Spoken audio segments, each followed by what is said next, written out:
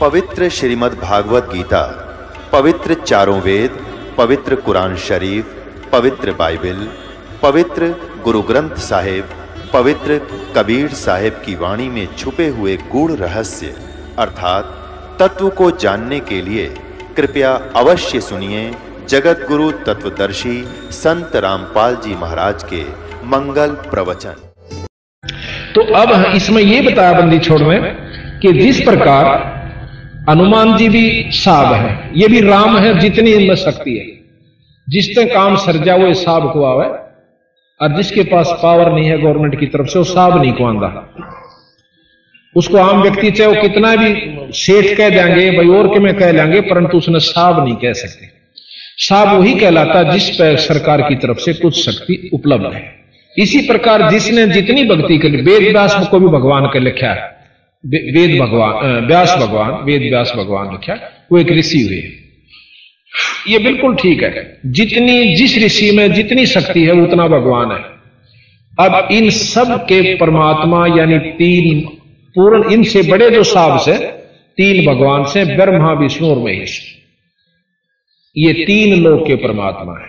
देखो आज तक आपने सुना भी होगा, एक आज विशेष जानकारी आपको ज्ञान होगी अगर धैर्य से सुनोगे। ईष्टवादिता मत बढ़ना। कई हम ज्यादातर ये करते हैं कि ले भाई ये तो राम ने बेसरावस है, अब डीसी ने डीसी कहना बेसराना नहीं है। अगर डीसी ने कोई प्रधानमंत्री कहे तो वो हम तो मानना नहीं, उसने जिसने ज्ञान से वो नहीं मानेगा। और अनजान पर कितनी यहां बरवा लेगी, यू है तो प्रधानमंत्री से मेरे आ रहे, यू सारे काम करे।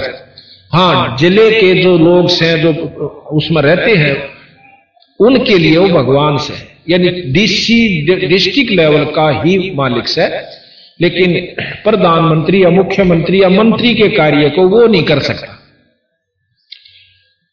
तो इस प्रकार कबीर गरीबदास जी ने बताया कि ये तीन लोक के परमात्मा 20 शास्त्र जानकारी दे हैं कि त्रिलोकी के नाथ ब्रह्मा विष्णु महेश। और फिर ये पुराण दिखाऊंगा आपको मैं। विष्णु पुराण कहता है कि शंकर भगवान जो है ये सबका रचयिता और सबसे बड़ी शक्ति, और ब्रह्मा और विष्णु तय इसके अनुचर हैं, और इनसे उससे इनके सारे काम सरे हैं। फिर आपको दिखाएंगे कि विष्णु भगवान से ब्रह्मा उसकी नाभि कमल से उत्पन्न हुआ, और ब्रह्मा उस कमल ने ढूंढता ढूंढता 36 युग लाग गए, उसने कमल की अंत नहीं पाई। और शंकर भगवान के ऊपर विष्णु भगवान ऐसे अपना शक्ति प्रदान कर रहे हैं, ये आपको चित्र दिखाएंगे। तो इन शास्त्रों को, इन पुराणों को पढ़ के कोई भी अपनी आत्मा उत्थान नहीं कर सकता, क्योंकि एक शास्त्र दूसरे को फेल करे। और फिर थोड़ी सी देर में उसी पुराण में लिख रखा कि ये तीन लोक के भगवान से। विष्णु पुराण में विष्णु जी को महत्व दे दिया, शिव पुराण में शिव जी को दे दिया। या तो ये तीन, फिर आखिर में क्यों कहें यही ब्रह्म है, यही पूर्ण ब्रह्म है। जीव रूप में तो हम भी ब्रह्म है, और कुत्ता और गधा भी ब्रह्म है, जैसे अभी आपको व्याख्या दी। लेकिन जहां ब्रह्म की स्थिति आओगी वहां ब्रह्म ब्रह्म ही है। राजा भी व्यक्ति होता है, राजा व्यक्ति होता है, परंतु आम व्यक्ति राजा नहीं हो सकता। वो शक्ति, वो सुख सुविधा उसको नहीं होगी। तो इसी प्रकार गरीबदास जी और कबीर साहब ने हमें ये जानकारी देने की कोशिश की कि भाई ये बहुत बड़ा उलझेड़ा इन शास्त्रों ने कर दिया, उलझेड़ा नहीं था।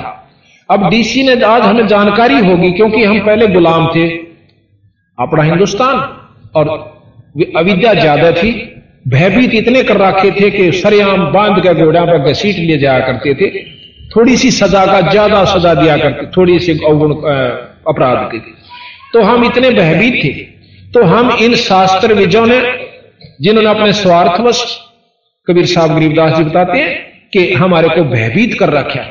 तेरा बाबू मर गया, उसके भाई मैं गांव मांगे से, और उस गांव में तो नहीं देगा ना तो थारे ऊपर कहर हो जाएगा, थारे पशु मर जाएंगे, थारे न्यू हो जाएगा। ये वो डरते मुश्किल थे। बहुत से आपने कथाएं सुनी होंगी कि एक भगत का छोरा हो गया, लड़का हुआ, हाँ ना, एक का पिताजी मर गया, पिताजी मर गया तो श्राद्ध आया।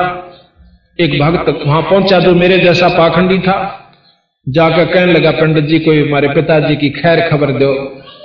ने बोला भाई तेरे पिताजी ने तो गौ चाहिए से और लागड़ हो, और वो तो बहुत तिसाया हो रहा से, और भाई नहीं दोगे ना तो देख थारा नष्ट हो जाओगे। अब ने बोला पंडित जी, यानी पंडित माने कोई जाति विशेष से नहीं कहा, अब थोड़ी थोड़ी बातों को हम विशेष ढंग से समझाने की कोशिश करेंगे, क्योंकि कईयां को फाण आ जासे थोड़ी बात न सुनकर। पंडित किसे कहते हैं? विद्वान को पंडित कहा, ना कोई जाति विशेष। मेरे दादा गुरु छावड़े के जाट थे और इनको गरीबदास जी एक संत मिला, ये पाड़ी थे और बहुत बुरी हालत थी, घर के आगे सताए हुए थे, मतलब इसकी कोई भाभी भूबी से परेशान थे ज्यादा। तो ये बहुत, तो वो संत मिल गए, उन्होंने समझा, ये वहां से उनके साथ ही लिए भैंस छोड़ गए और काशी में उन संतों ने पढ़ाया, 4 विषय के आचार्य हो गए। आज ये पंडित चिदानंद जी के नाम से जाने जाते हैं और गोपालपुर में इनका आश्रम बना हुआ, पंडित चिदानंद जी, अभी लिखा हुआ है इनके ऊपर पंडित चिदानंद जी। तो हम कोई जाति विशेष को नहीं कहा कि कबीर साहब ने और गरीबदास जी ने। अब जैसे वैद, कई आपने देखा होगा, फलाना राम वैद, दकड़ा राम वैद, और वो जानते को ना पेट के दर्द की दवाई, और वो फिर भी वैद लिखे। अब कोई वैद्यों की बुराई करे, बुराई का तात्पर्य उनकी उनके अवगुण बतावा कि यह हमने दवाई ठीक नहीं दी, तुम लूटते हो लोगों को।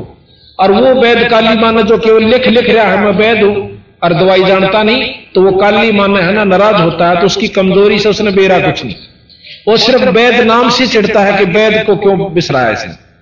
तो पंडित जो है वो विद्वान को कहा, चाहे किसी जाति का भी।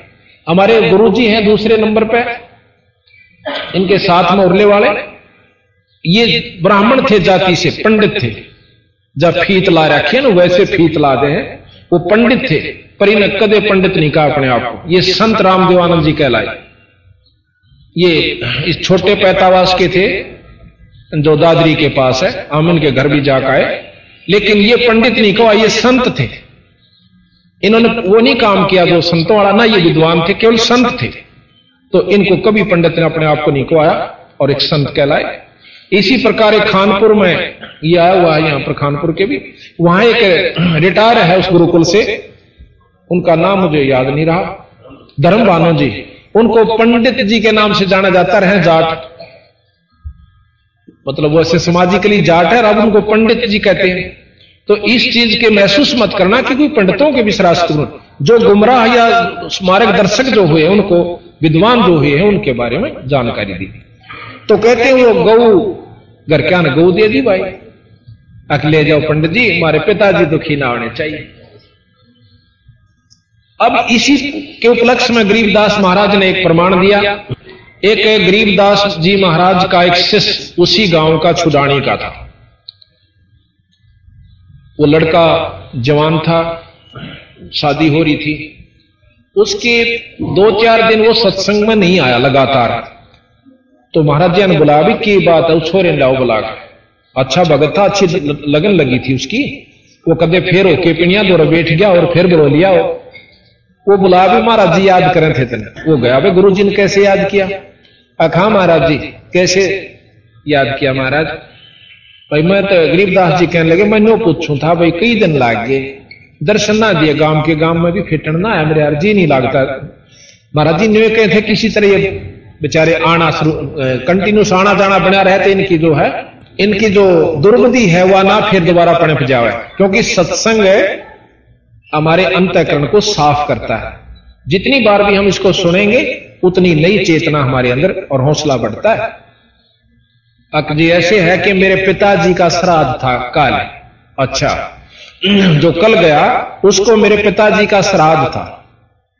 के क्या करो भाई श्राद्ध में के पंडित जी आवेगा, आता है और अपना भोजन बनाओगा और पहले आप भोग लगाओगा, फिर परिवार को बांटा जाएगा। बोला भाई ठीक, बहुत अच्छी बात भाई। और ने बोला महाराज जी मैं कल भी नहीं आऊंगा। क्यों भाई? कि कल मेरी मां का श्राद्ध है। बोला अच्छा, पर एक काम करिए भाई कि मैं हमने भी खवा दे, खीर ख्यार बना दे होगे? अखा जी खीर बनावांगे, थोड़ी सी मेरे खातिर भी ले आइए। अख ले आऊंगा महाराज जी, या कौन सी बात है, जरूर ले आऊंगा। नो करिए 2 आंख ले आइए। अच्छा 2 आंख ले आऊंगा। जब पंडित जी ने अगले दिन सारा काम कर लिया, भोजन भी पा लिया, सबको खिला भी दिया, अपने मंत्र उच्चारण सारे कर लिए, और फिर ये कहा कि तेरे पिताजी 1 साल के लिए तृप्त हो चुके हैं, अब उनको भूख नहीं लगेगी, प्यास नहीं लगेगी, क्योंकि मैंने भोजन पा लिया। तो ठीक से वो 2 व्यक्तियां की रोटी खीर लेके और बंदी छोड़ के पास आ गया। वो छोरा ने बोला, महाराज जी रोटी ले आया सो, आजा भाई खेत में चालांगे। उन्हें सोचे कोई काम कर रहे होंगे मजदूर, उन्हें रोटी देने खातिर जानते होंगे, उन्हीं के खेत में चला गया, चले ले गए बंदी छोड़। और वहां एक जोड़ी ही बनी हुई थी, चारों तरफ जैसे झाड़ बोझ खड़े हो जाते हैं तालाब लेट लाट के अंदर। उस जोड़ी से 1 किला की दूरी पर महाराज बैठ जाते हैं और वहां से आवाज देते हैं उसके पिता तथा माता का नाम लेकर कि भाई फलाने और फलानी आप रोटी खा लो, थारा लड़का भोजन लेकर आया। और वो छोरा ने सोचा मेरे माँ बाबू का नाम ले आड़े कितना आगे हुआ। पंडित जी तो कहता स्वर्ग में जा रहे हैं उधर। तो इतने में एक गीदड़ और एक गीदड़ी भागती हुई आवे, आंधे बंदी छोड़ के पान चाटन लागी। उन्होंने उनके ऊपर हाथ फेरा, हाथ फेर के बोला भाई थारा लड़का रोटी लिया से भोजन पा लो, थारा कनागत था आज, एक का काल था एक का आज था। ये वो दोनों ने रोटी नो इसी खा ली, जो अगर कुत्ता भूखा हो ना देखा हो रोटी गिर दे ऊपर तय गलत लिया कर दो मुंह वाले, इतने ढंग से सैड देसी खा गए। और फिर भी नो देखे दानू और मिल जाए तो और भी खा ला।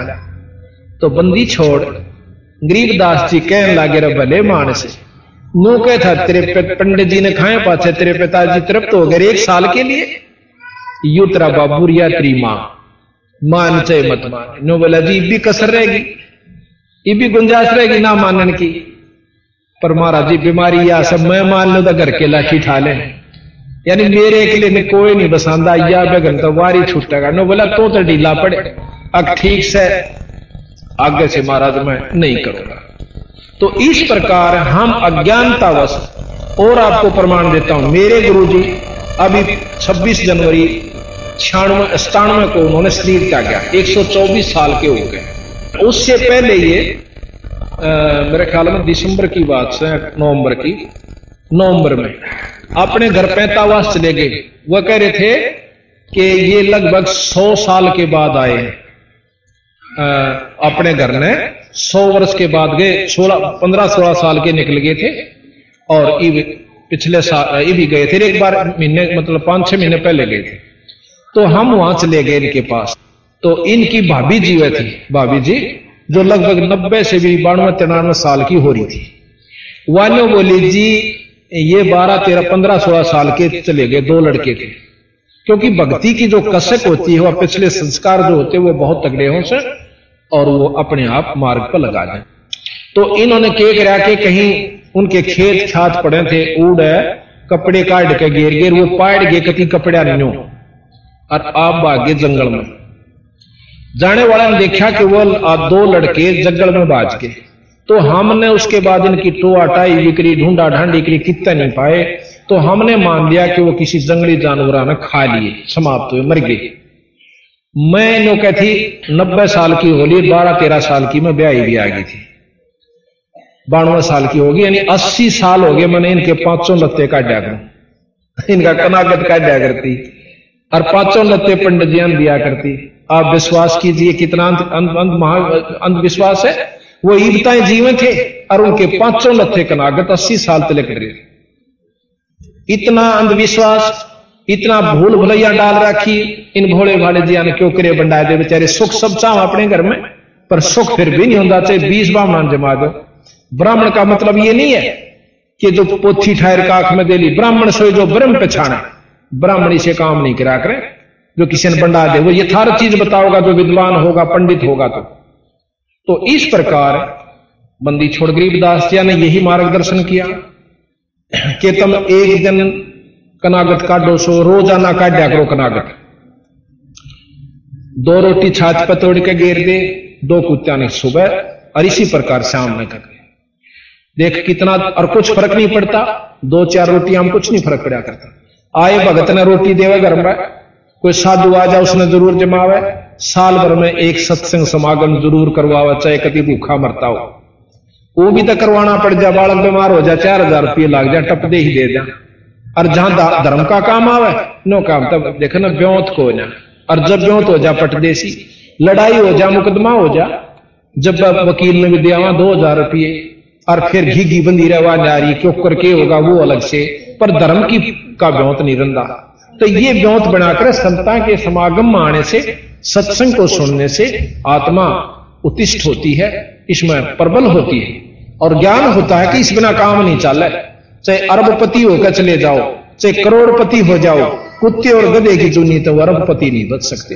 वो तो वो बचेंगे अगर कोई झूठड़ी वाला भी है, ईश्वर का नाम लेता है, गुरु की किसी नाम ले रखा है, 2 पैसे धर्म पर लगाता है, तो वो सब राजाओं का राजा सिद्ध होगा आखिर में। महाराज कहते हैं गरीब सब रावण पति राव है, जिसका रोम रोम धन हो और सांस खाली नहीं नाम बनावे छत्रपति है सो। पर वो है राजाओं का राजा, जिसके 24 घंटे भगवान का भजन और सुमन रहता है।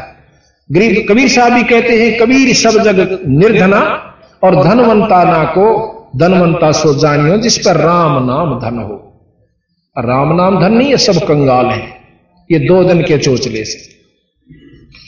तो इस प्रकार तो यहां हम आपको बताने जा रहे थे कि इंद्र कुबेर ईश की पदवी और ब्रह्मा वरुण धर्मराया और विष्णु लोक के विष्णुनाथ के पुर को पहुंचा तो फिर अपूठा आया।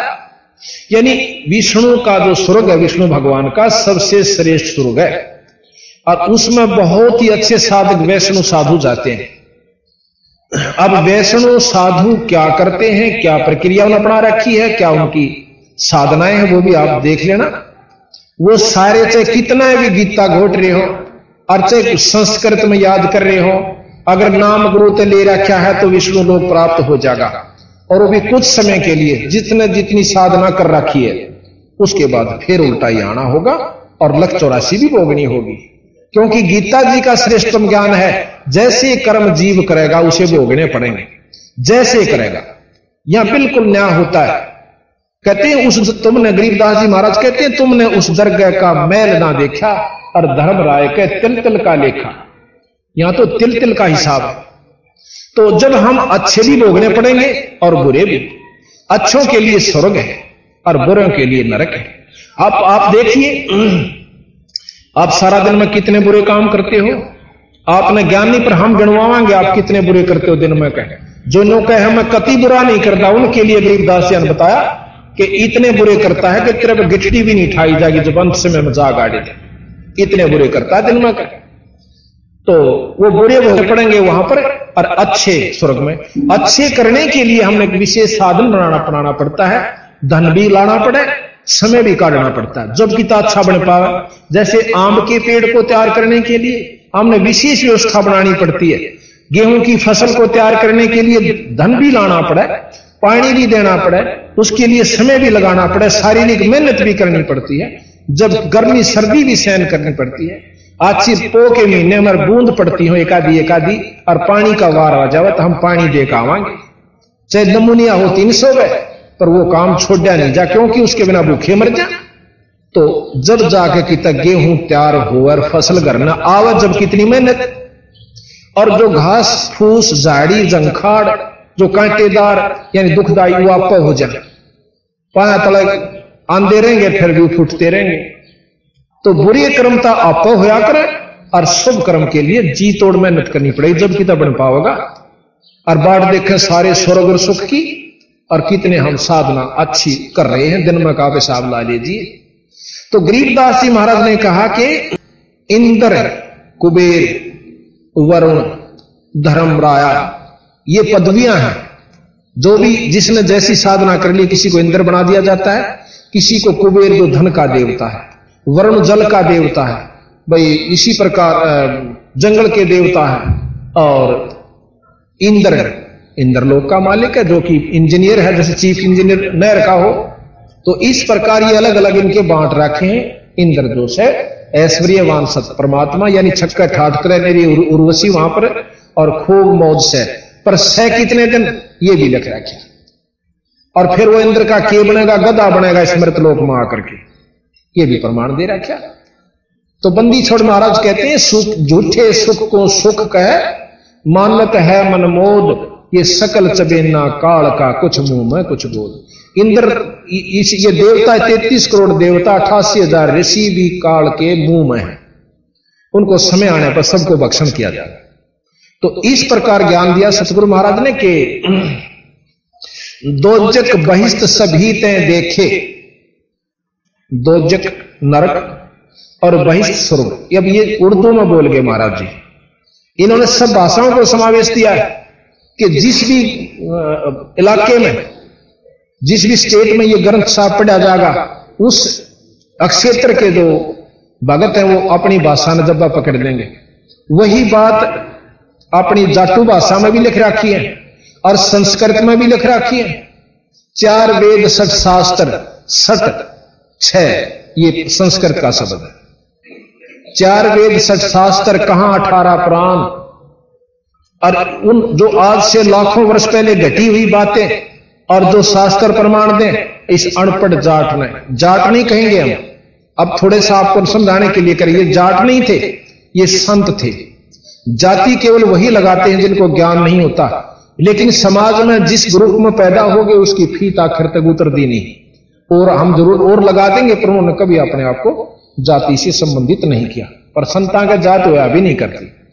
तो इस प्रकार फिर सतगुरु महाराज कहते हैं दोजक नरक और बहिष्ठ स्वर्ग। दोजक बहिष्ठ सभी तें देखे राजपाट के रसिया, और भाई त्रिलोकी से तरपत नाही यो मन भोगी खसिया। ये मन 3 लोक भी अगर इस जीव को दे दिए जाएं तो भी इसका सबर नहीं होता। भाई एमएलए पहले तो कोशिश कर है कि एमएलए बन जाऊं, बस घनी सी कोई ना इच्छा। एमएलए बने बाचा फिर तगड़मबाजी देखा, मंत्री का सूत बैठ जाता घना बढ़िया, और मंत्री भी बन जाता फिर टांग लाओगा तले तले जा, पर मुख्यमंत्री सूत बैठ जाता घना काम में, और मुख्यमंत्री बन जाता फिर उसने सोचा प्रधानमंत्री पर जाऊं जबकि मैं और मौज हो है। प्रधानमंत्री भी बन जाए तो फिर दूसरे विदेशों को लूटने की सोचा, जैसे राजा हुआ करते थे, राजा बन जाते, बैठते नया लड़का राजा राजगद्दी पे, नो सोचा करता कौन से हमला करूं ताकि उसने भी अडक लो। तो बंदी छोड़ महाराज कहते हैं 3 लोक तो यो मन भर नहीं सकता, तीनों लोक भी इस जीव ने दे दे तो भी इसका पेटा नहीं भरे, और 3 लोक दे दिए भी जाएंगे फिर भी ये पशु तो नहीं जाएगा बिना एक सच्चे नाम के जात। दोजक भिष्ट सभी ते देखे राजपाट के रसिया, और 3 लोक से तरपत नाही यो मन भोगी खसिया। फिर क्या कहते हैं कि असंख्य जन्म तन मरत्या होगे जीवित क्यों ना मरे रे, और 12 मद महल मठ बोरे, भाई बहोर ना दे धरे। अब 12 शब्द संस्कृत का है, 12 यहां कहा कि असंख्य जन्म तन मरत्या होगे। क्या कितनी बार जैसे शुरू में बताया था कि असंख्य जन्म तन भरमत होगे कुछ ना हाथ लग्या रे, कुकर शुकर खरबया बोरे कौआ हंस बोगारे। तो किरा कितने बार तो हम गधे बने, किरा कितने बार हम गंदी नाली के कीड़े, सरप, जंगली जानवर, पक्षी, और एक दिन में कई मर जाए हुए कीड़े भी हम बने। तो यहां कहा कि किरा कितनी बार मर लिया तू, एक बार जिंदा मर के देख। जीवित कैसे मरना है कि नाम ले गुरु ते, बीड़ी छोड़ दे, शराब सुल्फा मांस, और भाई किसी की निंदा चुगली चोरी रिश्वत, और अपने काम ने भी थोड़ा ढीला कर ले, इच्छाओं को मार। अब मन करे है कि क्या करेगा सत्संग में जाकर, अरे ठीक से अपना को पिक्चर देख लेंगे हाल में बैठ के, रही खई फिर को अपना ताश खेल लेंगे। तो वो जीवित नहीं मर रहे, जीवित ये मरे हैं जो आज सत्संग में आए हैं, अपने काम ने भी छोड़ के आए। और जितने भी हमारे उपदेशी हैं वो बीड़ी शराब मांस तंबाकू से कति दूर हैं, उनको उनसे नफरत हो चुकी है, पूर्ण रूप से ज्ञान हो जाए पाछे फिर उसका रूह नहीं किया करती। तो आज आप जीवित मर के आए हो यहां पर, इसका नाम जिंदा मरना, अपनी इच्छाओं को कम करना, ये जिंदा मरना होता है। वो दूसरी बात है कौन कितना मर चुका है, धीरे धीरे मर जाओगे, मरने का तात्पर्य इच्छाएं खत्म हो जाएंगी, मरे पाछे जिंदा होया करे जीव।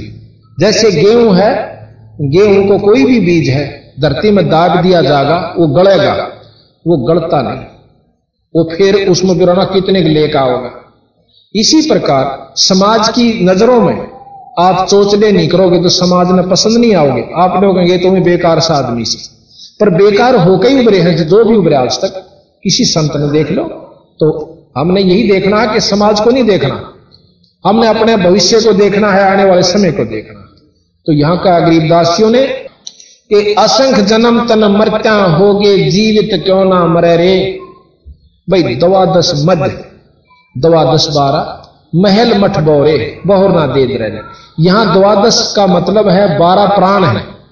पान अपान समान वियान विद्यान, इस प्रकार की 12 प्राण है। हमारी वायु है जो अपने अपना काम स्थान स्थान पर कर रही है, और इन 12 प्राणों के बीच में यानी वो आत्मा है।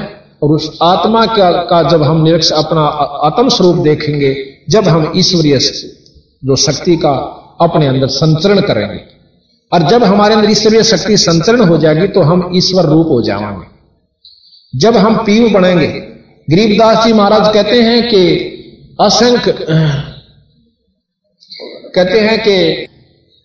असंख्य कोट ब्रह्मा हुए और असंख्य हुए ईश।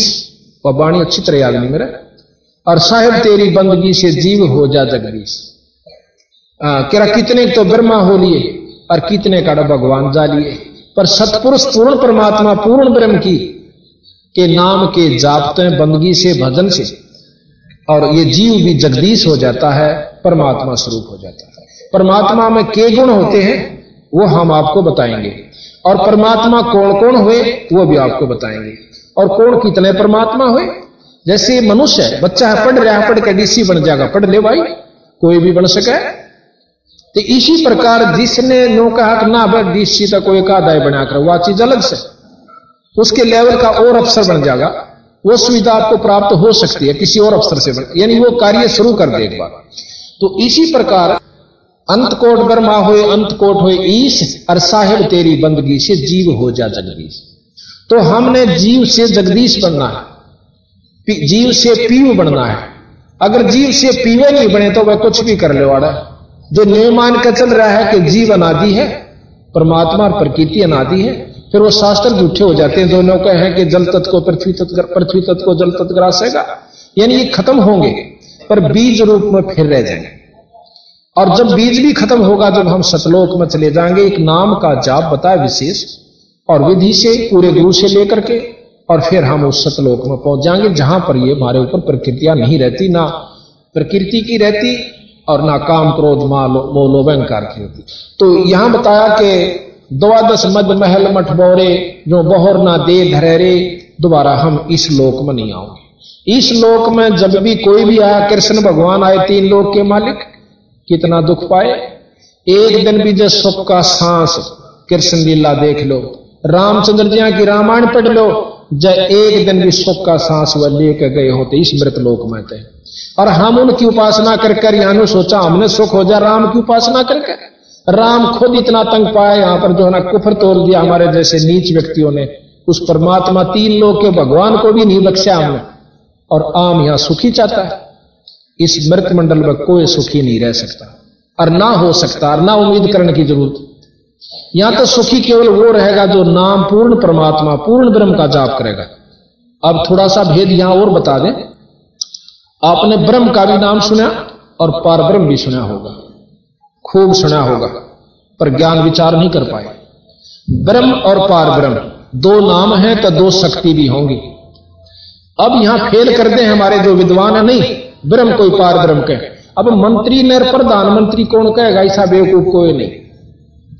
मंत्री अलग है, प्रधानमंत्री की और शक्ति है, और दिन रात का अंतर है।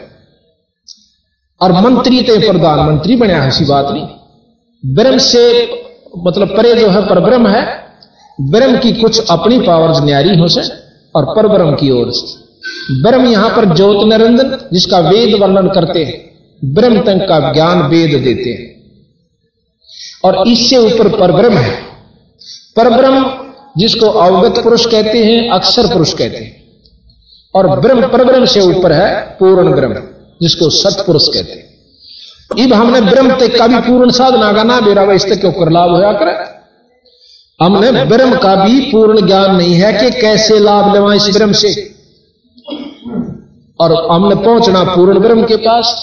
उस पूर्ण ब्रह्म की साधना से हम यहां से आन जान तर जन्म मरण तक बच सकते हैं। महर्षि दयानंद जी आज के युग में बहुत श्रेष्ठ विद्वान हुए और सबको मान्य हुए। उन्होंने भी ये लिखा है कि जीव अनादि है, ये अपने कर्म भोगता रहेगा, ये अमर नहीं हो सकता। एक ने प्रश्न कर रखा है, मैं सुनाऊंगा आपको, उनके सत्यार्थ प्रकाश मेरे पास रखा है, आपको पढ़ के सुनाऊंगा।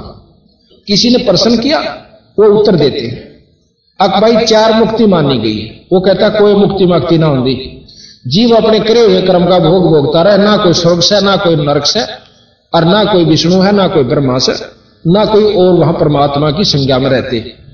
जो जीव आड़े अपना चोले बदलता रहे और हवा में घूमता रहे, ऐसे इसका कोई स्वर्ग नरक नहीं है, कोई सुख दुख नहीं है। तो इतना तो वह भी मानना है कि भाई ये जीव जन्म मरण के चक्कर में रहे जागा। और गरीबदास जी महाराज के जब यू इससे बीमारी में रहा तो फिर साधना की जरूरत पड़ेगी। साधना तो हम करनी चाहिए ना कि कतिये कबाड़ में नहीं आवा और जन्म मरण ते इच्छा छूट जाए, ये प्रमाण देते हैं। जब इस महापुरुष ने 4 वेद 6 शास्त्र 18 पुराण आप मिला लीजिए और 11 उपनिषद, एक अनपढ़ था, कति कलम उसका स्कूल के दौरे का भी नहीं गया, पहले स्कूल होते भी कहां थे। अच्छा, वो जब आज से लाखों वर्ष पहले कि जो कि तो महाभारत और रामायण को लिखते हैं और श्रुतियां का ज्ञान देते हैं, तो वो क्या कह सकते हैं हम उनको, वो परमात्मा थे। वो अपना भेद देने के लिए आए और अपना लिख गए सारा का सारा। भाई जिसने कुछ थोड़ा बहुत सुख चाहिए तो इस गीता जी ने पढ़ा करो और इस प्रकार आचरण करा करो। इन्होंने गीता जी का भी ज्ञान दिया कि गीता जी के ज्ञान से आप ये सुख प्राप्त कर सकते स्वर्ग, और हमारे ज्ञान से आप पूर्ण ब्रह्म यानी सतलोक को जाओगे, जो कभी अविनाशी है, नष्ट नहीं होगा, उस लोक में जाओगे। एक तरफ से शास्त्र हमें बताते हैं विष्णु लोक समाप्त होगा, शंकर जी का लोक भी होगा और विष्णु जी का भी लोक होगा। ब्रह्मा जी भी समाप्त होगा, विष्णु जी भी समाप्त होगा, शंकर भगवान भी नष्ट होगा। एक किताब शास्त्र में लिखा है कि 7 ब्रह्मा मर लेंगे, 7 इंद्र मर जाते हैं जब एक ब्रह्मा मरता है, और 7 ब्रह्मा मर जाते हैं जब एक विष्णु समाप्त हो जाता है, और 7 विष्णु समाप्त हो जाते हैं जब एक रुद्र का यानी शंकर जी नष्ट हो जाता है। तो इस प्रकार आप बताइए, महाराज गरीबदास जी ने कोई गलत नहीं कहा कि तुम उस अविनाशी परमात्मा से मिलो।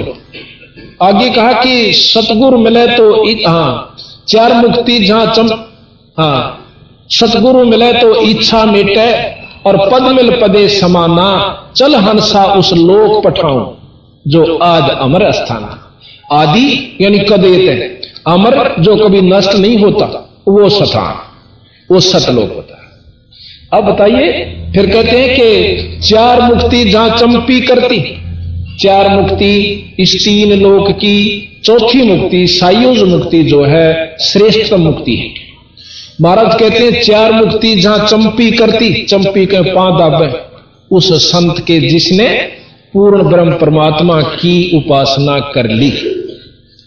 4 मुक्ति जहां चंपी करती, माया होरी दासी और दास गरीब अब है पद पर से वो मिले राम अविनाशी। अविनाशी परमात्मा का हमें जानकारी ज्ञान जब हो जाएगा तो तब हमें भक्ति की रुचि बनेगी।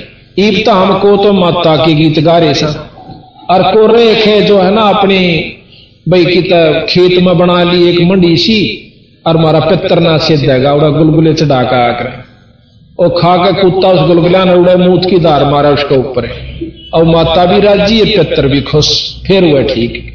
तो हमने जो साधना अपना रखी है वो कति ओछे ढंग की अपना ली, और यही गरीबदास कबीर साहब महाराज ने कहना है कि इन साधनाओं से जो वस्तु तुम पाने के लिए शरीर धारण करके आए थे मनुष्य का, या उपलब्धि इन साधना से नहीं हो सकती। एक भाई ने प्रश्न किया कि मैंने उससे कहा कि ऐसे ऐसे हमने कोई चमत्कार बताया कि ऐसा हो गया, तो वो नौका लगाई ईब करके दिखा दे। अब वही बात कोई नौका जींद में राम वर्षा जेठ में, हर को रोत तकाड़ा नौका आड़ वर्षा के दिखा दे, ना तुम्हारा बरसाना हाथ में, पर नो जरूर बता दें कि उड़ा बरस रहा ना तसली तो चाल दिखा दें, क्यों बरसे पाछे कुछ तो आकरण होया करे, बड़ा वर्षा होगा बारिश भी पाओगी, पानी सूख भी गया होगा तो गिल्लापन जरूर पाओगा। और भाई सूख भी गया होगा तो फिर 10 आदमी गवा जरूर पाओगे। बराम बरसात बारिश हुई थी नो ना मतलब जब मानो तो रोहतक में बरस ले यू तो देख बड़ा रोड़ा है ये ओड ब्यो तक किसी का सैनिक फिर बरसागर फिर दिखा दे। तो इसी प्रकार उन्होंने बोला ये दिखा दे तो वो काम करके मैं बोला वो ओड ब्यो नहीं से, पर जब उस स्थिति में हम आ जाएंगे जब वो बारिश हो जाएगी यानी वो काम हो जाएगा। तो थोड़ी सी देर में वो महर्षि दयानंद जियों के उपासक थे, यानी उनको मानते थे कि हम उनके सिद्धांतों को बहुत अच्छा मानते थे, अच्छे उनके सिद्धांत जहां तक थे बिल्कुल ठीक है। तो उन्होंने बोला आपने ज्ञान नहीं कि महर्षि दयानंद इतने योगी थे कि छत का शर ला दिया करते, नो उठ जाया करते थे समाधिस्थ होकर के और फिर वापस आ जाते थे। नो बोला फिर कोई कमी रह जाए उस संत में? मैं बोला कति कमी नहीं, पर अभी तुमने न्योना बेरा के इस साधन तय इस वस्तु को पा करके उसने लाभ क्यों हुआ होगा। एक प्रमाण मिलता है, सुखदेव ऋषि वे इतने योगी थे कि अपनी इस योग साधना से शरीर को इतना साध लिया था कि उड़कर सह शरीर तीनों लोग काम घूमे आया करते थे। और गरीबदास जी महाराज कहते हैं वो स्वर्ग में बैठे हैं, और स्वर्ग की वो आपने अपनी भाषा सुने ली होगी केस है स्वर्ग। महाराज के जट कुंडल ऊपर आसन है सतगुरु की सैल सुनो भाई, जहां ध्रुव पर लाद ना पहुंचे सुख देने मार्ग ना पाई। हम उस भेद को देने खातिर आए हैं जो थारे शास्त्र अपने शास्त्र भी नहीं वहां पर पहुंच पा रहे। और किसी का ना यकीन हो तो देखो अपनी जो हम कहीं इस तरह करके देखो, कुछ दिन वह चीज उपलब्ध अपना दर्शन हो तो ठीक से ना अपना फेर भाई जहां लग रही वहां लगे रही। ऐसा सतगुरु महाराज ने बताया, हमने करके देखा तो वह वस्तु हमें उपलब्ध हुई और फिर हमने आगे अपनी जो बताने की और भक्तात्माओं को बताई, उनको जो उपलब्धि हुई आज उसका परिणाम आपके सामने है। बहुत कुछ इस बात को मानने को तैयार हो गए। तो यहां कहते हैं कि चार मुक्ति जहां चंपी करती माया होरी दासी, दास गरीब भय पद पर शव मिल राम अविनाशी। अब इस प्रकार का ज्ञान खुद कबीर साहब ने उन 10 साल के बच्चे का कहा गरीबदास जी का। अब गरीबदास जी बहुत उत्सुकता से सुन रहे और बच्चे का लगन बहुत होया करे, और वो तो खुद परमात्मा स्वरूप थे, अंतःकरण बहुत उनका साफ था।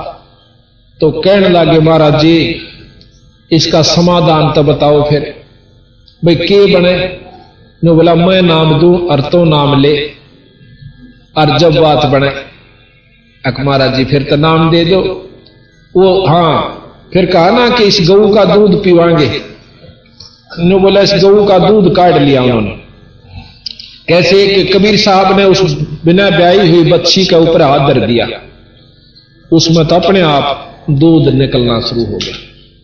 और बरोला ले जाया करते, बरोला का हरियाणा में जो शीत सात लस्सी वस्सी ले जाते हैं, छोटा मटका उसे वो धो धा रखा था, लस्सी लुस्सी पी कर रोटी राटी खा के खाने के बाद वो नीचे रख लिया।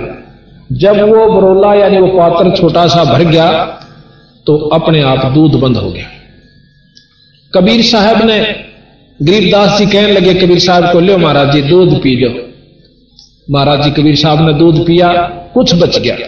जो वहां बड़े बड़े पाड़ी थे, सियाने पाड़ी जो 30-30 40-40 साल के, उनको कबीर साहब कहने लगे ले भाई बच्चों तुम भी पी लो, पाड़ियो ग्वालो दूध पी लो। इन्हों बोला इस पाप के दूध नाम कौन पीवे।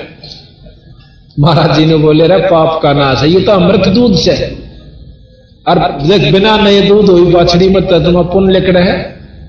बोला ना ना ना हम नहीं पीवा। वो तो चले गए दूर गांव ना का प्रियर। गरीबदास जी ने बोले मन ने दो महाराज। जब वो दूध दोनों ने पी लिया फिर ये नाम दिया, और नाम देकर ने बोले तो साधना करिए बेटा इसकी डट के, जो मैं बता चला हूं नाम का जाप करिए तेरी अपने आप, और मेरी कृपा से तू वहां पहुंच सका, जो चीज तुमने ना दिखी वो दिखाऊंगा। तो ये महाराज इन विचारों को कर ही रहे थे, करते करते आंखें खुली और इनकी जो आत्मा है कबीर साहब लेकर के इस स्वरूप को और सब लोगों को दिखाया।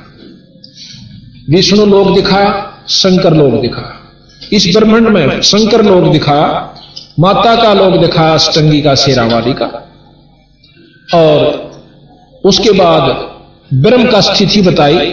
जो निराकार कहते हैं जिस परमात्मा ब्रह्म को, वो आकार में दिखाया, आकार में दिखाया। निराकार तो उसके लिए जिसने ना देखा, उसकी शक्ति काम कर रही है। ज्योत निरंजन उसका नाम है और निरंजन लोक में रहता है, आकार रूप में रहता है, और वहां दिखा करके फिर उसको सतलोक में ले गए। ब्रह्म पार करके पार ब्रह्म का पार किया और फिर अपने लोक में ले गए। तो गरीबदास महाराज को ये सारी चीज दिखाते दिखाते 2-3 घंटे उनकी समाधि लग जाती। समाधि किस तरह लगती है?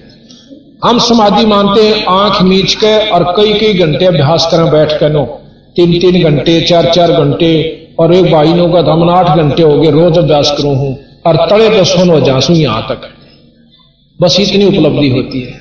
ये साधन, ये हठ योग है। हठ योग आज के युग में ना तो कामयाब हो सकता और ना ये पहले भी नहीं हुआ, और आज तक जीवन है थोड़ा सा जीव का, और ना इतनी फुर्सत के हम 8 घंटे बैठ सके। गरीबदास जी जमींदार थे, हड़बाया करते, हड़ बांधे बांधे वो काम किया। न बोले न तुम करा करो भाई, हमने समाधि लाने की जरूरत नहीं, आप पे लागेगी नाम के प्रभाव तक। समाधि क्या होती है? जब अंदर भक्ति संतरित हो जाती है, कमाई हो जाती है भजन की, नाम की, साधना की, तो अपने आप यह सुरत उस श्लोक को चालनी शुरू हो जाएगी जिसका वो उपासक है। नाम एक विशेष काम करता है। नाम जो है, नाम उस लोक में ले जाएगा जिस लोक की आप उपासना कर रहे हो। आपका गुरु जिस इष्ट का उपासक होगा उसी लोक में आप चले जाओगे, और उसमें जो सुख या दुख होगा वो आपको प्राप्त होगा। तो कबीर गरीबदास जी महाराज आंख खोले हुए न्यों बैठे, लेकिन वो शरीर में नहीं थे। सारा कुछ देख आए, पालिया ने देखा ये 2 घंटे हो गए उठता न बैठ के मैं बात करता, और महाराज जी वहां से अंतर ध्यान हो गए कबीर साहब। उन पालियों ने आकर देखा, पहले तन्नू बोला रहा गरीबू, गामा में गरीबू का आकर के महाराज ने न्यो हलाया, 2 एक बार पड़ गए, वो गिर गए। उन्हें सोचा मर गए। तो आप कई बार देखा समाधि, हम बात कर रहे हैं किसी दूसरे से, और एक हमारे बाँ को खींचा, नो कई बार बात सुने, पर हमने न्यो भी नहीं पता होता ये मेरी बाँ ने खींच रहा है, मेरा हाथ लगा रहा है, इसका भी आवाज हमें नहीं होता, और हम दूसरे से बात कर रहे होते। तो उस समय हम इतना ध्यान प्रागाढ़ हो चुका है उस बातों के अंदर कि हमने शरीर भाव नहीं है कि मेरे को हाथ भी ला रहा है। इसको समाधि कहते हैं। वो चलते चलते भी लग सकता है, बस में बैठे भी आपका ध्यान ऐसा जा सकता है, पाछला बोलने जा आपने भी नहीं बेरा तू क्या कह रहा है, बस दोहरे के लेकर जा, हम नहीं बेरा की आवाज आई थी बस की, हम इतने विचारों में गुम जो हो जाते हैं गहराई में, उसको समाधि कहते हैं। वो कितनी लगती है वो अलग चीज। तो इस प्रकार गरीबदास महाराज अपने सारे लोग देख रहे थे, और गांव में बाजे आए वो पाली, गांव में बोले जी ये छोरा मर गया, भाणजा मर गया, कोई देवता के कोई भाणजा के। गरीबदास जी छुड़ानी के भाणजे थे। गांव में तो रोना पीटना होगा, सरूर भाई एक का छोरा रोए मर गया, अरिशे बड़े चौधरी का जिसका 2,500 बीघे जमीन, तो रोआ पीटी शुरू हुई। अर्थी बनाई, अर्थी बनाकर लेकर चाल पड़े, शमशान घाट पर धर दिया महाराज के शव को, और शमशान घाट पर धरते ही महाराज के बंधन जो ऊपर का रस्सी बांध जाकर है ना, वो आप टूट टाट के और एकदम दूर जा पड़े। महाराज बैठे हो जाते हैं गरीबदास जी, 10 साल के बच्चे, और जब बैठे होते हैं देखे तुम काम, तो उसी समय उन्होंने ये वाणी बोलनी शुरू कर दी। उनको अंतःकरण में ये जमा होगी और ये वाणी बोलनी शुरू करती, गरीब पर पटन पर लोक है जहां अदली सतगुर सार, और भक्ति हेत से उतरे पाया हम दीदार। अब कहते हैं कि हमने वो लोक देखा, वो सतलोक देखा, और वहां से परमात्मा सतपुरुष खुद कबीर साहब यहां पर आकर और मुझे उपदेश दे के गए, वो लोक दिखा के ले। अब इस बात की नहीं मानते कई भाई भक्तात्मा ने कहा हम तो ई प्रगट कर दो ना कबीर साहब ने, देखो गांव छुड़ानी साबत गवाह इस बात का, आप जाकर तसल्ली कीजिए। अभी आपको बताया था कि बारिश होगी हो, और 1 महीने पाछे कोई नौका एक फलाना दिन बारिश हुई थी, और वो नौका मैं इतना मानो करवा के दिखाओ नहीं, वहां के लोग जरूर बताओगे 1 महीना पहले आड़ा वर्षा था भाई, और जब 20 आदमी कहें तो वह सच्ची माननी पड़ेगी, चाहे वहां वर्षा हुआ दिखता भी नहीं, बारिश हुई नहीं दिखती हमने, तो वह माननी पड़ेगी, वह झूठ नहीं बोल रहे। साबत गांव में के शौक से झूठ बोलने का, और फिर ये प्रमाण देते अपनी वाणी में वो परमात्मा जिन्होंने 250 वर्ष पहले यूं लिख दिया था इस वाणी में कि इन राज्यों की रीत कहूं मैं तो से हंसा, और घर घर लोहा बर्तन धन और ना देखण में कंसा। गरीबदास जी महाराज ने 250 वर्ष पहले यूं कहा था कि घर घर लो के बर्तन हो जाएंगे, कांसी नहीं रहेगी, कांसी का बर्तन नहीं रहेगा घर में देखने में भी। आज वो बात हो चुकी है और 10-20 साल में कांसी कति खत्म हो जाएगी। आज लो के बर्तन स्टील के घर घर हो चुके हैं। तो उनकी ये बात सत्य, ये भी सत्य माननी पड़ेगी कि गिरि पर पट्टन पर लोक है जहां अदली सतगुर सार और भक्ति हेत से उतरे पाया हम दीदार। अब कहते हैं वो कौन आए कि अलल पंख अनुराग है सुन मंडल रैथी दास गरीब उधारिया में सतगुरु मिले कबीर। अब कबीर साहब के बारे में आपको जानकारी हम प्रथम देंगे, क्योंकि जब तक हम नहीं मानते किसी भी इष्ट को, किसी भी उसकी जब तक हम शक्ति का ज्ञान नहीं होता तो हम उसको आदर की दृष्टि से नहीं देखते। अब जैसे राम और कृष्ण जी के बारे में हमने रामलीलाएं पढ़ी और ऑर्डर लागे थे देखने, उनकी गांव गांव में रामलीला हुई, इतने महान 3 लोक के भगवान की उसने इतने शुभ काम किए और रामायण होने लगी। तो हमारे अंतःकरण में परमात्मा की संज्ञा में राम और कृष्ण बिल्कुल अंतःकरण में जमा हुए। क्यों हुए? ध्यान से सुनिए ये बातें, आपको आज जो सुनने को मिलेंगी जिंदगी में शायद कभी कभी आपको, आप हिम्मत से सुनिए, इष्टवादिता में ना जाइए। ये खास यहां पर दुख होगा कि हम इष्टवादी बन जाते हैं, यथार्थ ज्ञान को भी ठुकरा देते हैं। नहीं, इतनी भी निंदा नहीं होगी, यथार्थ बात होगी। अगर यथार्थ को भी निंदा समझो हो तो फिर आपकी कमजोरी होगी। राम और कृष्ण भगवान 3 लोक के परमात्मा, इसमें कोई शक नहीं, बिल्कुल 3 लोक के मालिक हैं और 3 लोक में ये जो कर सकते हैं वो कर सकते हैं। डीसी जिले में जो कर सकता डीसी जिले का मालिक है और जो वो कर सकता वो ही कर सके, फालतू नहीं कर सकता। बेशक मालिक भी है पर जितने वो कर सकता अधिकार क्षेत्र उतने ही कर सके। मुख्यमंत्री जिले का मालिक है और ना इसका स्टेट का, राज्य का, और जितने उसके कार्य क्षेत्र अधिकार है वो ही कर सके। प्रधानमंत्री वाले काम मुख्यमंत्री नहीं कर सकता और डीसी भी नहीं कर सकता मुख्यमंत्री वाले, पर मालिक जरूर है। तो ये 3 लोक के परमात्मा ब्रह्मा विष्णु महेश, इनके अवतार राम और कृष्ण विष्णु जी के अवतार है। ठीक है, अब इनको भगवान की संज्ञा में हमने क्यों मान लिया? क्योंकि इनकी लीलाएं सुनी। राम को मारा, राम ने रावण को मारा, कुर्बान दिया भाई, और भी बहुत से चमत्कार करा, कितने बिना गिनती की। कृष्ण भगवान को ने कंस को मारा, ताम्रध्वज के लड़के, मोरध्वज के लड़के ताम्रध्वज को जिंदा करवा दिया काटने के बाद आरे से। ऐसी ऐसी हमने लीलाएं सुनी कि ये बिल्कुल परमात्मा थी। और उसको गोवर्धन पर्वत को उठा लिया था, कोई बिल्कुल उठा लिया, कोई इसमें वो बात नहीं। तो हमने उनको इसलिए भगवान माना कि उनमें ये गुण है, वो ये काम कर सकते हैं, उनमें इतनी शक्ति है। तो हमने उसको, और फिर शास्त्रों ने गवाही दी कि ये 3 लोक के परमात्मा है। तो हमने ये मानने पर, चाहे कोई ना माने जब भी है, और जो मानता है वो अच्छा आदमी है। तो ये 3 लोक के परमात्मा के गुण को हमने जान लिया। हम आज तक राम और कृष्ण तक कोई नहीं मिले हैं, आपा मत कोई सा भी राम और कृष्ण से नहीं मिल लिया, पर उसकी गुणों को, शास्त्रों के ज्ञान को, रोजमर्रा की जानकारी को हमारे अंदर विवश कर दिया। हमने इस बात को मानना पड़ा। अच्छा, दूसरी बात है, तो क्या हुआ कि हमने जितनी भी हमें जानकारी हुई वहीं तक हमें ज्ञान हुआ। और अब हम आपको यह बताएंगे कि परमात्मा की, जैसे अपने हिंदुस्तान सारी पृथ्वी का बहुत छोटी इकाई है। सारी पृथ्वी की हिंदुस्तान बहुत छोटी इकाई है, बहुत बड़ा। बाकी तो वर्ल्ड कितना रह गया? उस वर्ल्ड में, बाकी वर्ल्ड में कोई भी राम और कृष्ण को मानने वाला नहीं है। यह भी यथार्थ से सत्य है, कोई शक नहीं। अब ना मानते, क्यों ना मानते वो अलग चीज है। वो उनके ना मानने से ये 3 लोक के परमात्माओं की शक्ति कम नहीं होगी, ये ज्यों की त्यों रही और रहेगी। अब बात यह है कि हमारे हिंदुस्तान में भी मेरे ख्याल में तो 60% आदमी होंगे जो राम और कृष्ण भगवान को, विष्णु भगवान को, ब्रह्मा जी को परमात्मा की संज्ञा में मानते हैं। और भी बहुत से महर्षि हैं जो यूं कहे हैं कि ये तो कोई थे ही नहीं। अभी आपको महर्षि दानव जी का आपको 4 प्रकार सुनाऊंगा। वो लोग कहे ये तो कुछ भी नहीं थे, ये तो एक जीव थे, राजा थे, और इनमें कोई शक्ति नहीं थी। नो तो राजा किसी ने मार दे, कूट दे, वो आप ठाडा होकर बोला अपनी महिमा करवा लिया कर। ऐसा भी हम नहीं कहेंगे, ऐसा कबीर साहब ने नहीं कहा। उन्होंने इस 3 लोक के भगवान जो के तो मान्य रहे। अब हम आपको अपने भगवान के बारे में बताएंगे। हमारा भगवान कबीर साहब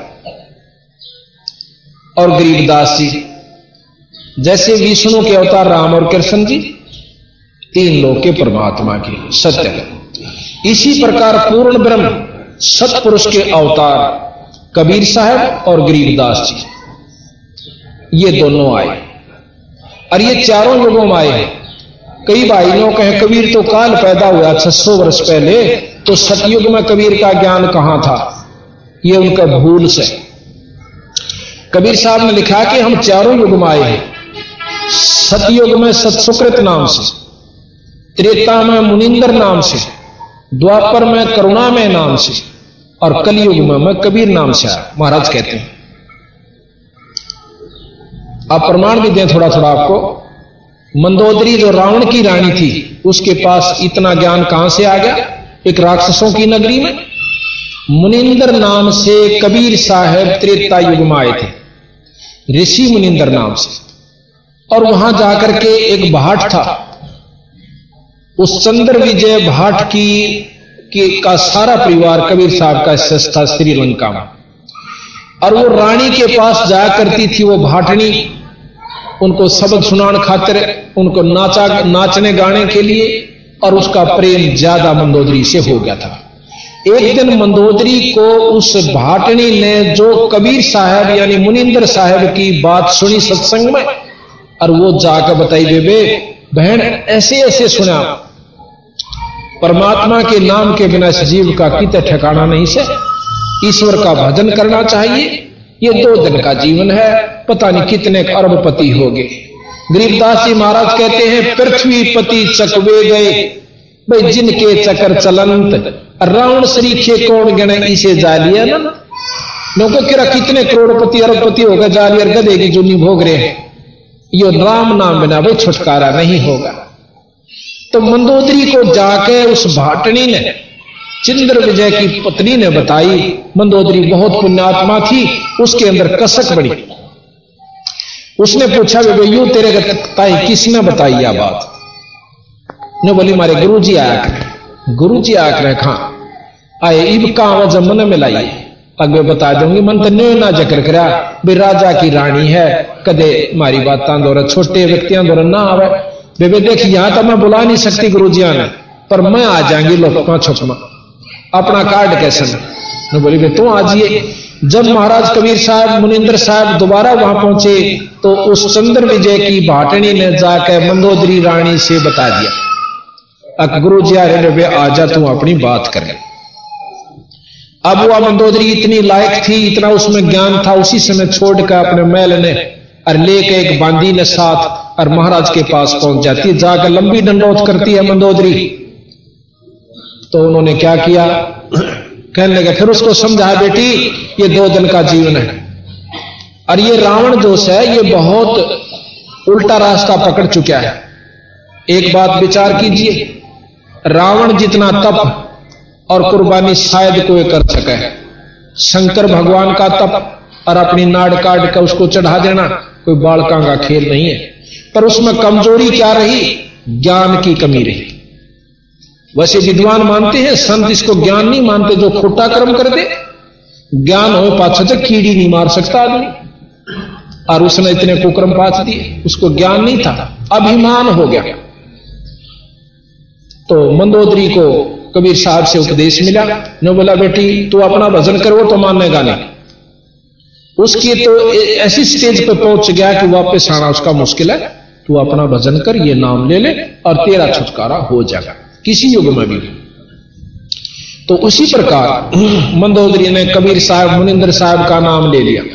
एक भगत जी ने मेरे से प्रश्न किया यही बात, नौकन लगा जी मैं सारा घूम लिया, बड़े बड़े मंडलेश्वरों से और विद्वानों से मैंने 2 प्रश्न किए जिंदगी में और उनका जवाब मेरे को नहीं मिला। क्या कि राक्षसों की नगरी और उसमें मंदोदरी ने इतना ज्ञान कितना होगा जो रामायण के अंदर इतना गूढ़ ढंग से समझा रखा है रावण को कि कोई आम आदमी संत भी नहीं समझा सकता। मंदोदरी के पास वो ज्ञान कहां से आ गया, इसका मैंने जवाब दे दो, मैं शिष्य बन जाऊंगा। मैंने आज तक किसी का गुरु नामा नहीं लिया है, पर एक और मेरी प्रश्न है, मैं पहले आते यूं सुन दे। मैंने उसको ये प्रकरण बताया कि वो मंदोदरी कबीर साहब की यानी मुनिंदर साहब की शिष्या थी और कबीर साहब का जो ज्ञान है वो विशेष है, सब शास्त्रों से न्यारा ज्ञान है, अंतःकरण में सीधा अटैक करता है। और ये ज्ञान उसको था जो मंदोदरी कबीर साहब की शिष्य थी मुनिंदर साहब की। तो फिर उसका सारा प्रकरण समझाया। रामायण तो भी उसने देखी, फिर हमने गरीबदास जी ने प्रमाण दे रखा वो भी बताया, फिर उसको तसल्ली। फिर दूसरा प्रश्न उसने किया कि मैंने महाभारत कई बार पढ़ ली और देख ली और विचार कर लिया। उसमें एक प्रकरण आता है क्या कि उसने प्रश्न किया कि प्रथम तो गीता जी में यह ज्ञान दिया भगवान कृष्ण ने अर्जुन जी से कि तू अपना निष्काम भाव से आप लड़ाई कीजिए, अक्षत्री का धर्म है, तेरे ऊपर ये कर्म लागू नहीं होंगे, आपके ऊपर कोई कर्म लागू नहीं होंगे। ये तो मैंने सारे मार रखे विराट रूप दिखा करके और अर्जुन को लड़ाई के लिए तैयार कर दिया। और फिर कहते हैं कि एक प्रकरण आता है कि जब राजगद्दी पे युधिष्ठिर को बैठान लगे,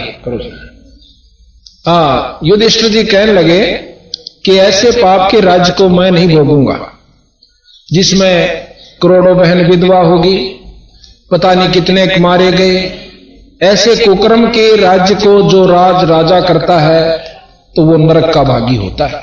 इस बात को देख करके फिर कृष्ण जी के पास युधिष्ठिर जी को ले जाते हैं, कहने लगे भगवान इस राज्य को मैं प्राप्त नहीं करना चाहता, मुझे ये राज नहीं चाहिए, आप किसी को दान कर दीजिए। अब कृष्ण जी ने कहा कि देखो युधिष्ठिर, राज उसी को देना चाहिए जो अधिकारी होता है, अगर हम किसी अनधिकारी को राज देते हैं तो पाप के भागी होते हैं। राजा योग्य होना चाहिए, प्रजा पालक होना चाहिए, दया भाव उसके अंदर होना चाहिए, जो कि आप और धर्म का राज करता हो। ये सब आपके अंदर विद्यमान है। बहुत सी चर्चाएं उसको करके फिर भी वो नहीं मानता है। कहने लगा ऐसा कर युधिष्ठिर कि आप एक यज्ञ कीजिए, यज्ञ के करने से आपके जो पाप कर्म हैं ये नष्ट हो जाएंगे और जो आपने युद्ध में पाप किए वो नहीं लगेंगे। युधिष्ठिर जी मान जाते हैं कि यज्ञ की गई, राजगद्दी पर विराजमान हो जाते हैं। कुछ दिनों के बाद, कुछ वर्षों के बाद युधिष्ठिर को बहुत बुरे सपने आने शुरू हो जाते हैं।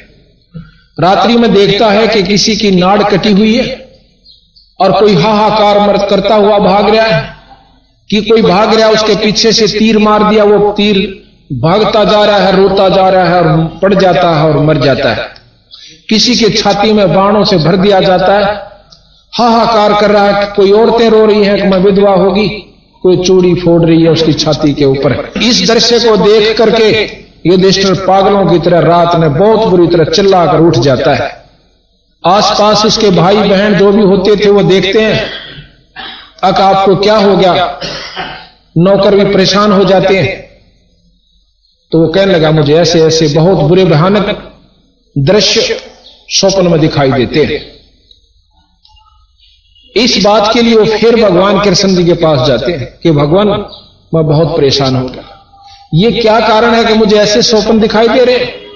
तो भगवान कृष्ण जी ने कहा कि आपने जो युद्ध किया था महाभारत, वो जो पाप कर्म आपको सेध रहे हैं, दुख कर रहे दे रहे हैं। अब ये लफ्ज दोबारा सुना उसने। युधिष्ठिर तो बहुत शील स्वभाव के थे, कुछ नहीं बोले, पर अर्जुन जी के कान खड़े हुए। गरीबदास जी प्रमाण देते हैं, कबीर साहब ने प्रमाण दे रखा, पर अर्जुन नो नहीं बोला कि भाई युधिष्ठिर के मन में यह जावेगी कि मेरे सुख होने में यू भाई राजी नहीं टांग डावा, बे मन चैन आजा रात नहीं, यू युग नहीं करने देंदा नहीं। उसी समय अर्जुन ये कहने वाले थे कि भगवान आप कह रहे थे कि आपके ऊपर कोई पाप कर्म लागू नहीं होंगे, पर नहीं बोले। अश्वमेघ यज्ञ की तैयारी हुई। उस अश्वमेघ यज्ञ के अंदर कहते हैं बहुत जीव आकर जिमे, जिसमें महर्षि बहुत बड़े विद्वान 12 करोड़ पंडित विद्वान, एक से एक विद्वान। अब जाति को विद्वान पंडित नहीं कहा सतगुरु महाराज ने, गरीबदास जी ने, और ना जाति विद्वान पंडित होती। नकुल और सहदेव को भी विद्वान माना गया, पंडित में गिनती की गई है। नकुल और सहदेव जो युधिष्ठिर के भाई थे, उन दोनों को भी विद्वान पंडित माना गया, बहुत विद्वान थे वह दोनों के दोनों। तो नकुल और सहदेव के से विपरीत वशिष्ठ मुनि से और द्रोणाचार्य पता नहीं कितने और तीनों देवता ब्रह्मा विष्णु महेश ऋषि रूप में आकर उस यज्ञ में भोजन खाते हैं। उस यज्ञ की संपूर्णता सफलता का के लक्षण रखा था भगवान कृष्ण जी ने एक पंचजन्य शंख जिसके 5 मुंह थे, पंचायन भी कैसे, और एक ऐसे सुसज्जित स्टेज के ऊपर अलग रख दिया कि जो भी यहां पर पूर्ण भक्ति शक्ति वाला संत या इष्ट इसमें भोजन खा जाएगा, इसमें प्रसाद पा जाएगा, यू शंख आपा बाज जाएगा, उसके ये लक्षण थे। तो वहां लिख रखा है उस महाभारत में भी, और गरीबदास जी और कबीर साहब भी प्रमाण देते हैं कि सभी ने भोजन पा लिया पर शंख नहीं बाजा। अब युधिष्ठिर परेशान हो जाता है, कहने लगे भगवान कृष्ण, और भगवान कृष्ण जी ने भी भोजन खा लिया, शंख नहीं बाजा। अब वो कहने लगा महाराज क्या त्रुटि रही हमारे से कि शंख नहीं बजा? आपकी कोई त्रुटि नहीं, आपकी कोई त्रुटि नहीं रही। इस यज्ञ के अंदर कोई पूर्ण शक्ति संतरित संत नहीं है।